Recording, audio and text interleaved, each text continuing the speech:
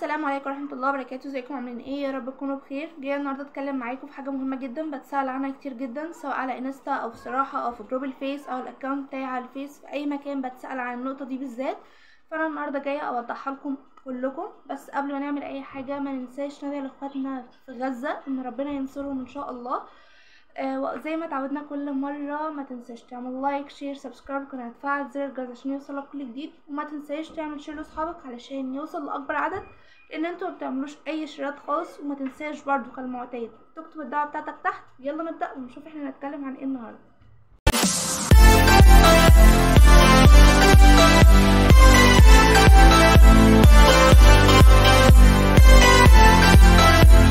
شهر 11 بدأ وانا لسه ما بدأتش دروس. شهر 11 بدأ وانا لسه ما ذاكرتش. شهر 11 بدأ وانا لسه مش عارف حاجة. كل الحاجات دي انا جاية اتكلم معاك النهاردة عن الحاجة دي.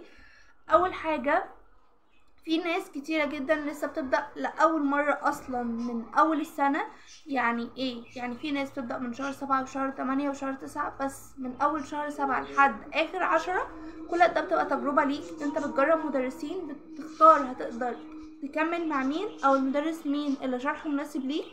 من اول 11 دي بداية ثانوية عامة. ناس كتيرة بتقول ان هي شهر 2 ده وقت ال6 شهور بتوع الضغط او ال4 شهور بتوع الضغط. لا خالص، هو 11 ده بداية ثانوية عامة رسمي. يعني انت لازم تطلع من شهر 11 وانت لامم كل اللي فاتك. لازم تكون بدأت خلاص بقى في كل الدروس، بدأت تشتغل على نفسك، بدأت ان انت تشوف مستقبلك، تعرف ان ده خلاص سنة جت، ان مفيش بعد كده. انت قبل كده لعبت وهزرت وضحكت وخرجت وجيت. نبدأ بقى من شهر 11 نشتغل على نفسنا. الناس اللي بدأت في شهر 8 جد، يعني انا كده ضيعت وقت من راحتي. لا، انت خالص مضيعتش وقت من راحتك. ولا اللي هيبدأ في شهر 11 ضيع حاجات من مستواه. بالعكس خالص. احنا كلنا عارفين ان في فروق فردية ما بيننا وما بين الشخص التاني. ممكن يكون 2 توأم وفي ما بينه وما بين اخوه فروق فردية عادي جدا. يعني مش لازم نكون احنا الاتنين زي بعض. لا، مش لازم تكونوا انتوا الاتنين زي بعض. كل واحد ليه الحاجة الخاصة بيه وكل واحد عارف هو بيمشي ازاي.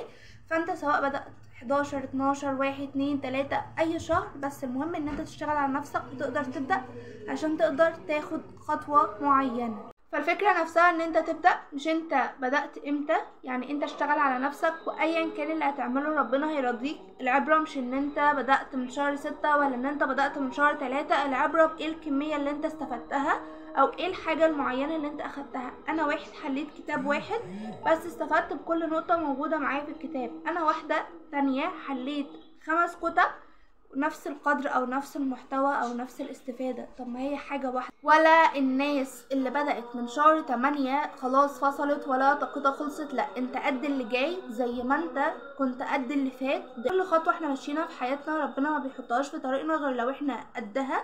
ربنا ما بيحطش لأي حد حاجة صعبة. ربنا كريم جدا بينا. تالتة ثانوي مش نهاية المطاف يا جماعة. تالتة ثانوي بداية رحلة جديدة من حياتك. بداية رحلة هتكون نهايتها ان انت خلصت تعليم خالص، خلصت 16 سنة تعليم بنهاية المرحلة اللي انت هتبتديها. يعني الدنيا فيها كويسة. يعني انا لو دخلت حقوق كده وحشة؟ لا خالص خالص خالص خالص خالص. بالعكس، حقوق حلوة وتربية رياضية حلوة، اداب حلوة، تجارة حلوة، كل الكليات حلوة. بس العبرة ان انت تقدر تعمل لنفسك حاجة معينة في الكلية دي. يعني انا في ثالثه ثانوي ما تعبش بقى وادخل اي كلية من اللي انت بتقوليها. لا خالص، انت لازم تتعب علشان انت لازم تجيب مجموع معين ومجموع كبير بمجهودك. لازم تدخل بحاجة معينة. لازم يكون يوم النتيجة ده حتى لو جبت 60% تكون راضي عن نفسك. لان انت لو جبت 60% وانت بتلعب على عكس ما تجيب 60% وانت بتذاكر، يعني بيبقى فرق السماء والارض حرفيا. يعني انت لو جبت 60% دول وانت مذاكر انت هتبقى حاسس بالرضا، حاسس ان خلاص ده اللي ربنا كاتبهولي وانا راضي يا رب وخلاص. طب لو جبت 60% وانت بتلعب، لا، هتبقى حاسس بالندم. يا ريت لحظة واحدة بس من ثانوية عامة اقدر اعوض فيها ولو 1%، لان ده نقلتني من كلية لكلية تانية. على عكس ما انت هتدخل كلية انت جايبها مجموعك، ولو الكلية التانية الفرق ما بينهم 1/10 بس انت خلاص راضي. فرق كبير جدا. اشتغل على نفسك، اتعب علشان ربنا يكافئك. يعني اعمل ايه كده؟ قوليلي حاجات امشي عليها واقدر اظبط الدنيا بيها. انت شخص او انتي حد مثلا ما بيقدرش يمشي على بلانر ولا بيقدر يعمل تودو ليست ولا بيقدر يعمل كل ده. هقولك حاجة معينة.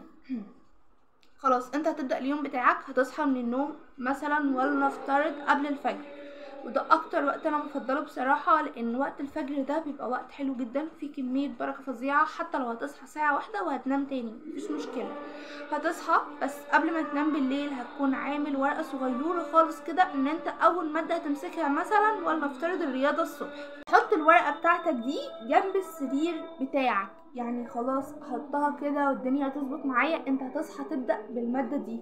طب وانا خلاص مسكت الورقة وببدأ المادة، هجيب ورقة صغيرة تاني زيها اكتب المادة اللي المفروض اذاكرها، او ورايا فيها شيت معين او assignments معينة، اي حاجة وراك انت هتحطها. يعني امشيها بنوتس بسيطة كده صغيرة، النوتس البسيطة دي هتفرق معاك كتير جدا. طب الناس اللي بتقدر تمشي بتودو ليست، بتقدر تعمل بلانر، بتقدر تمشي عليها، ده افضل حاجة. بس بلاش بلاش بلاش تكون بلانر اسبوعية ولا تودو ليست اسبوعية، خليها يومية، وكل يوم كده بيجيب اللي بعده بيجيب اللي بعده، الدنيا هتكون ابسط كتير بمراحل. يعني اعمل ايه؟ احنا قلنا اول حاجة اهو، هتصحى قبل الفجر، هتبدأ تقرأ صفحة قرآن او صفحتين. كل مرة باكد عليكم من كل الوصايا اللي بقولها لكم في اي موضوع، اقرأ القرآن الاول، لان ده اللي بينشط خلايا المخ. انت خلاص لو قرأت هتبدأ خلاص خلايا المخ بتاعتك تنشط لوحدها، وهتبدأ تركز وتعرف انت هتشتغل ايه وهتذاكر ايه، هتقدر يبقى عندك بعدها قابلية. نفترض ان انا علم رياضة، ابدأ بايه؟ ابدأ بالرياضة. خلاص انت علم رياضة. طب انا علم علوم، شوف اكتر مادة صعبة معاكي او اكتر مادة صعبة معاك وابدأها الصبح بدري بعد ما تقرأ قرآن.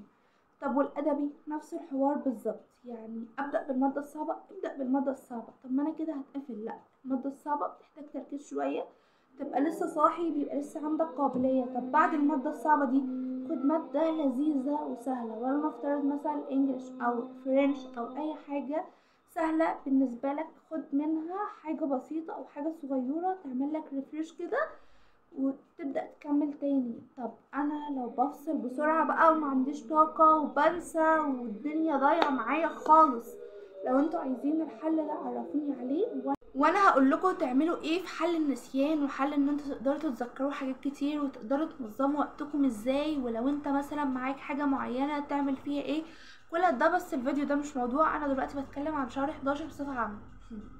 انا خلاص بدأت شهر 11 وبدأت ان انا هبدأ اشوف القديم مع الجديد، علشان على اخر 11 لازم تكون لميت كل حاجة. انت داخل شهر 12 الناس هتمتحن نص الترم، انت كده بتقول هبدأ بقى.